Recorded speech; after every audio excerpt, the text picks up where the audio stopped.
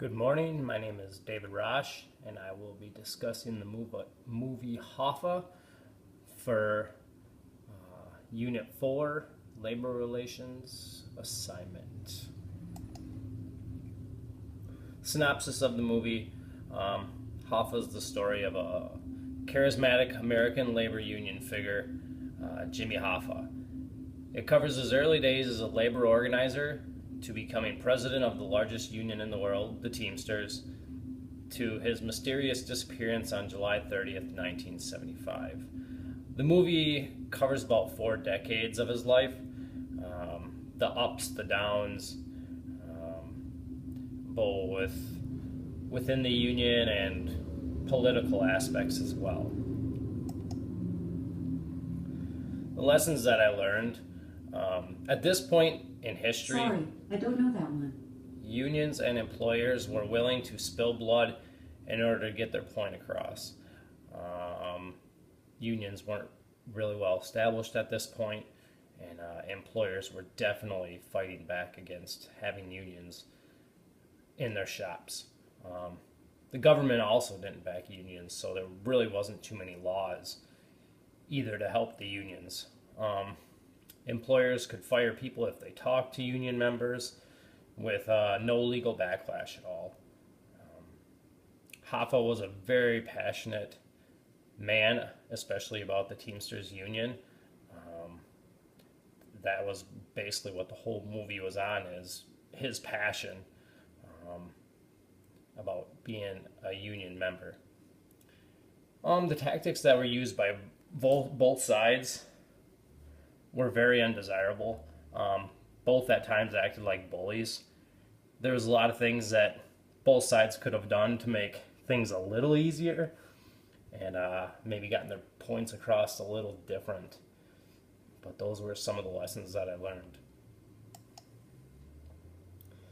The labor trends that I seen in the movie,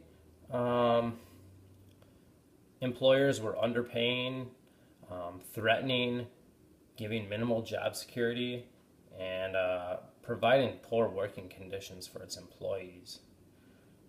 So they were basically able to do whatever they wanted, and that's why Hoffa wanted to get unions in these specific places so they could protect some workers' rights. From the government to employers, everybody was pretty anti-union. So it made it pretty tough to get unions to get into places.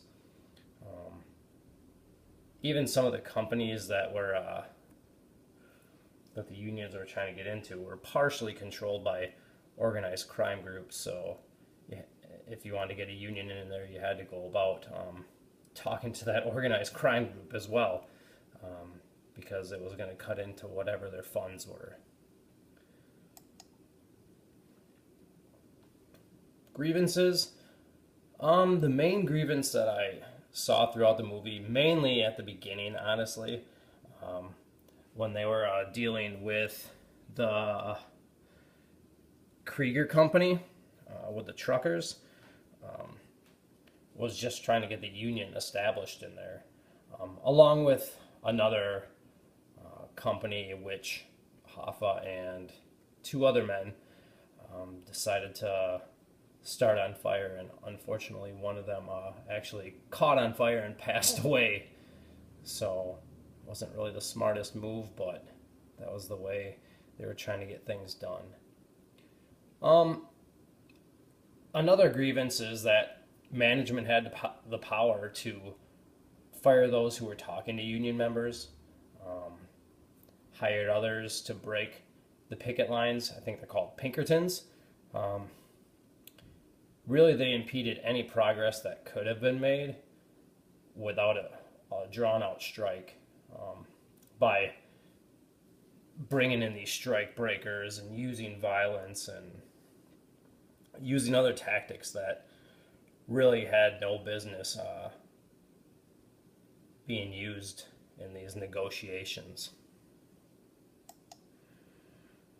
Duty of fair representation. The union did not breach its duty of fair representation. I think mainly because Hoffa was so pro-union that he wasn't trying to hurt anybody in the union. Um, he was all about protecting the workers' rights, um, no matter the cost, both physically and financially, honestly. Unfair labor practices. There was quite a few of unfair labor practices. Um, Coming from the employer's aspect, threatening to fire people for talking to the union, and actually firing people for talking to the union. Um, Using violence to stop unions from talking to employees, and to try to prevent further negotiations. Um, weren't providing fair pay, and the working conditions were pretty miserable. Employers did whatever they wanted, and even when they were at the table negotiating, they wouldn't bargain in good faith. I think they said at one time the negotiation aspect, the part of it was about 3 months down the line. So that is quite a long time for a negotiation to go on. Obviously, there was some major differences, and either side was not willing to concede. From the union aspect, I didn't really see Hoffa threaten employees to join the union, but he did do some illegal things. Actually, at the beginning of the movie, he just hopped in Bobby's truck, even though Bobby said to pretty much get out because he was going to lose his job otherwise. Probably wasn't the most legal thing to do, but that's what he did. And then actually ended up throwing Bobby under the bus, in which he did lose his job when they went to his company. Again, they burned down a business because they didn't allow a union, had ties with the mafia, and at points used violence to get his point across to employers and others that posed a threat to him, like newspaper reporters. Arbitration.